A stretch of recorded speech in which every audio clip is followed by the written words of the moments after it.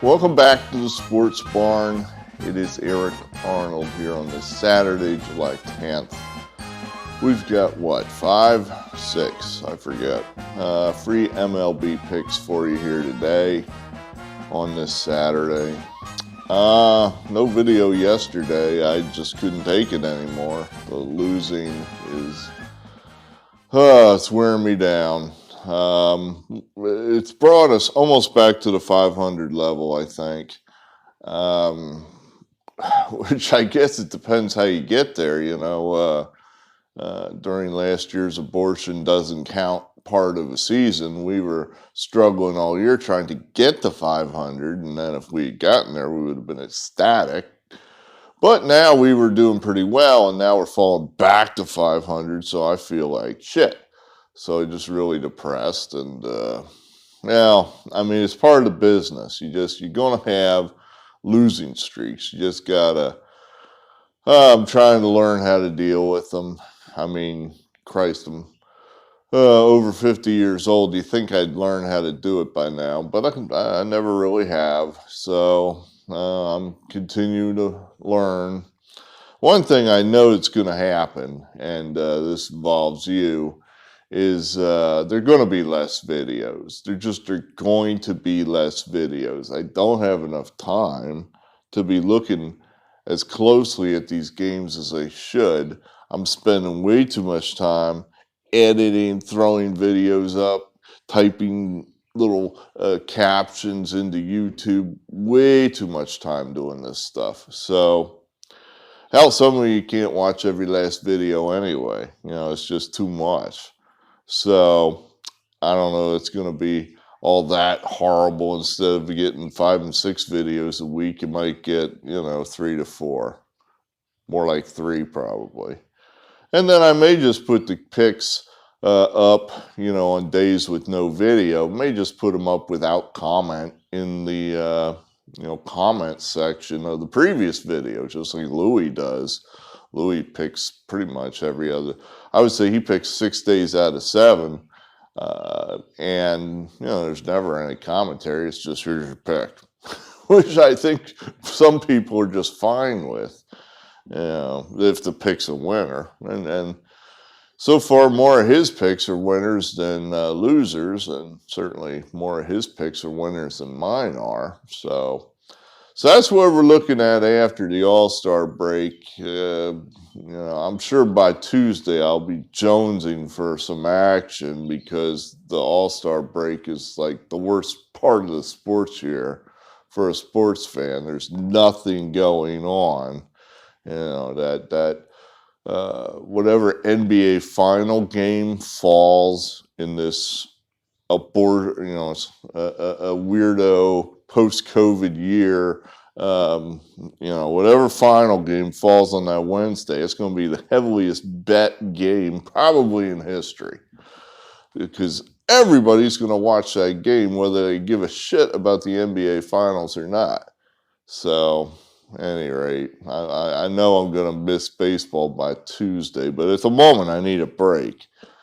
But let's go ahead. I mean, last we saw me, I was in the midst of another horrific day.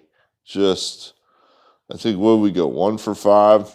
We had 2 rainouts. That was the highlight of our day. We had 2 rainouts. Honestly, the rainouts, I think, were both winners. They were both steep favorites. But then, of course, they won yesterday. So they would have won on Thursday. We didn't get the benefit of that. Things are just, nothing's going right at the moment. There was just some dumb, picks here.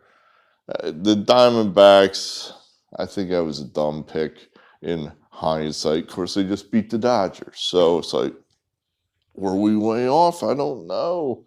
The Yankees lost, but then they just beat the Astros. Were we way off? I don't know. The Cubs, they didn't fire, but then they beat the Cardinals. The Reds, that's a game the Reds should have won. That was just bad breaks, beat them. And then they turned around and won yesterday. The Tigers, wouldn't you know, it's J-Hap picks Thursday to pitch his best game probably in 3 years. So, eh. And then not shown here, well, shown here. I'll just put it up in the editing. The only thing that kept us from killing ourselves was, some relief pitcher hit a grand slam off of Max Scherzer, which basically was the impetus to get the Padres past the Nationals. So, in all that bad luck, some unbelievable good luck is the only thing that kept us from suicide. So, that's as bad as it gets right now. So you want to really see what I'm doing today, huh? I guess you do just so you can fade it. Well, here you go. Here's what we got. There we go.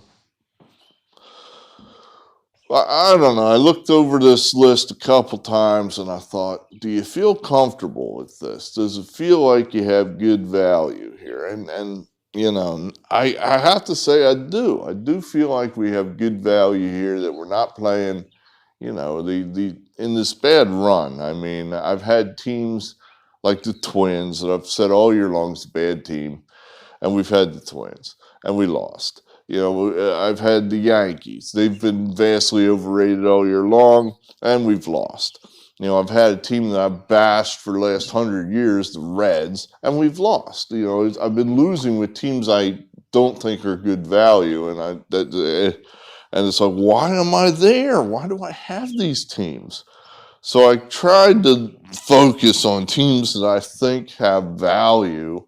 And I feel like today's list, I know we've done better on the weekends than we have during the week. I feel like this is where we're going to make our stand, that we're going to turn things around. This is Gettysburg. We're turning things around here.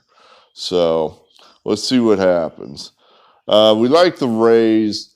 They generally, this is kind of what I like to look for. You got two teams here. One's the flashy team with the young talent, the guy hitting 350 and hitting moonshot home runs, and he's going to be the cover boy of all the baseball media and whatnot. Vlad Guerrero Jr., woo! And all the other flashy young players, Bichette and what have you. And then, can you name more than two guys on the entire Tampa team?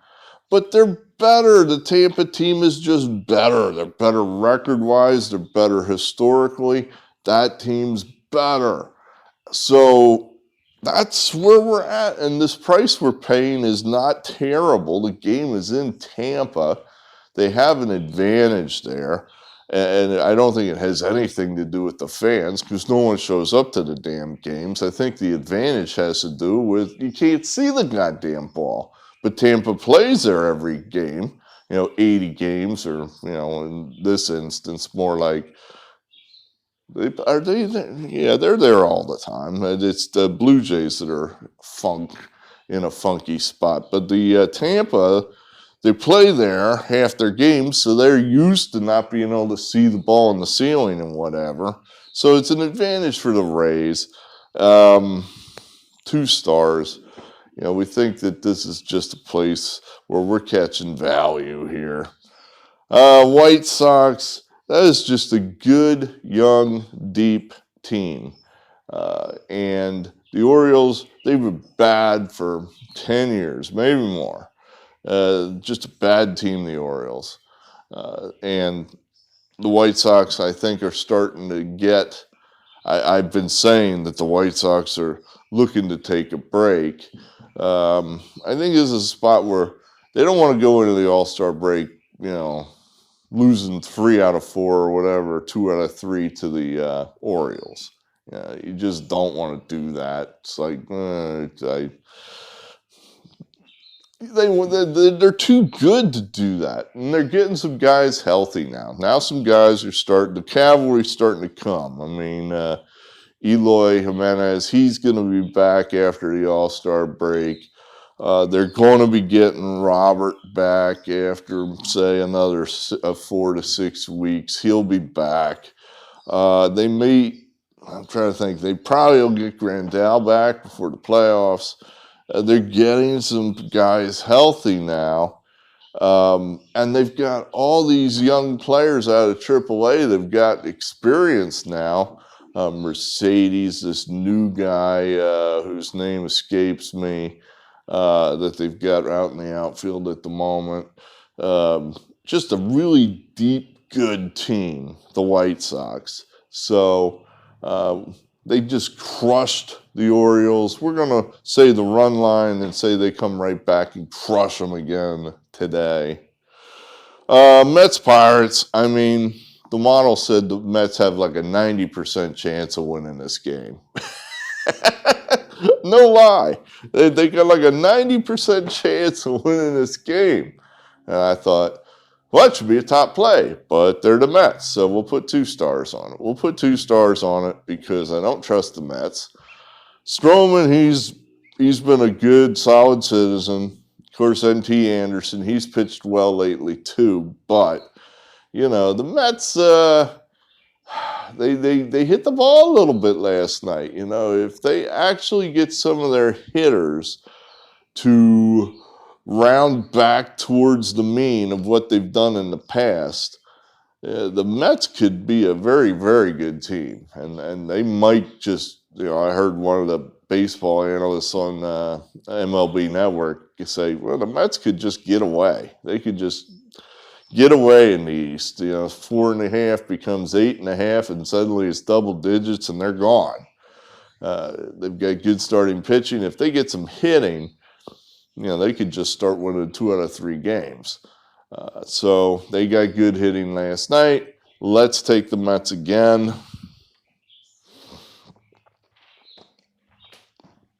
I think the Indians are now safe to play again. They got a guy back, big, major piece. Serrano, or as I call him, Franmil Reyes is back, and he's like the major thumper in the middle of that lineup that the Indians desperately need. So with him back, suddenly the lineup is a little more scary. They're going to get some of their arms back. Plesac, he pitched, so he's coming back. McKenzie, he was given up for dead. He wasn't even injured. He just sucked. Well, whatever they did in the minor seemed to have fixed him. He came back and pitched brilliantly last night. So those are 2 major pieces. They're going to get back Savali, and then eventually they'll get Bieber back. So the Indians are not dead yet. They have a case to be made for a wild card spot, and you know, they're much more in this race than the Royals are. So I think this is just a spot for the Indians here. They're at home. Like them, that's a short price for a team that has a chance at the playoffs at home against a team that's out of the playoffs. We'll take the Indians there. The Cubs. Cubs just play well at home, and they particularly play well at home against the Cardinals. That's a rivalry game. Kim pitched fantastic last time out. Davies did not pitch well. We think both guys are going to bounce in the opposite direction off of those outings, that this is going to be a Cubs kind of day. You know, the Cubs right now are basically dealing with a full deck offensively. So I think some of these guys are going to start to hit the ball, especially at home. They've got maybe 3 weeks. You know, they've got these last 2 games here before the break, and then whatever's after the break, maybe 2 weeks there. And that's it then. You know, this edition of the Cubs, they might smash it up. So those guys have got to be looking at themselves saying, well, do we want to give this one more go, or are we done? You know, are we picking up the golf clubs and seeing each other at reunions, and that's it? We're no longer teammates anymore, because they're going to trade. Some of these guys are definitely gone at the end of the year anyway. Their core guys, Rizzo, Baez, Bryant, I think are all free agents. They're not going to retain them all, if any of them. But they may smash things up at the trade deadline if this team doesn't pick it up a little bit. I think they're going to try to pick it up a little bit and at least make the front office have a tough decision. So we're going to take the Cubs there. And then lastly, they're the Yankees are. I did say the Astros had trended into that overvalued category because they've been winning so many games and the price is starting to get steep. Even money here, basically.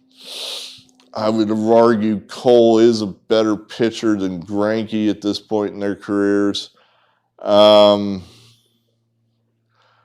Astros, their lineup is without Correa. He's on the IL for God knows what, some virus bullshit or whatever. So no Correa. The lineups are relatively similar. The Yankees, they pitched a lot of their good bullpen last night, but then the Yankees need this win. I think that's basically what it boils down to is the Yankees need to win. They need every possible win they can get.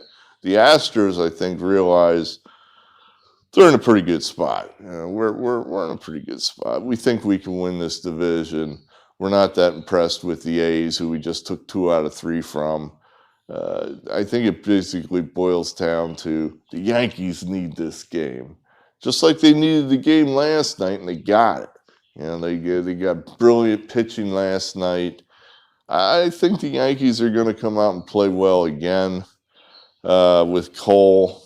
He's kind of their guy. You don't want your ace to get beat. You always want to put your best foot forward with your ace.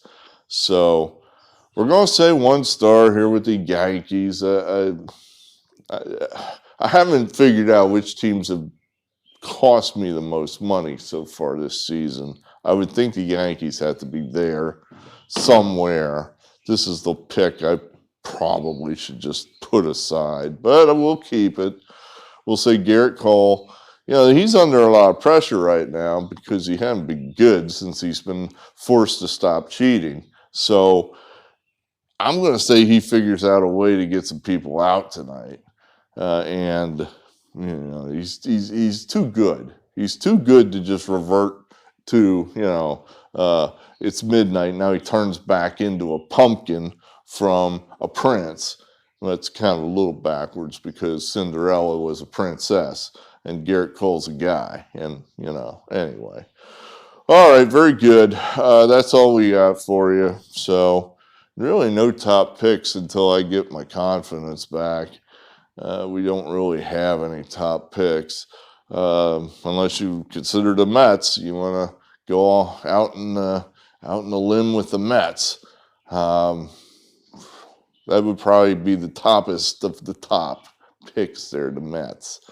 All right, well, I don't know if you get a video before the break or not. Probably depends how these games go. If these games go badly, then it'll probably be 1 video in the break, and then we'll see you Friday morning next week.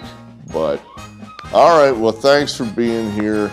Hey, we'll try to pick up our record, see if we can get some more W's on the board and stop this losing, which no one likes. So let's see if we can stop that. Thanks. Appreciate you. We'll see you again.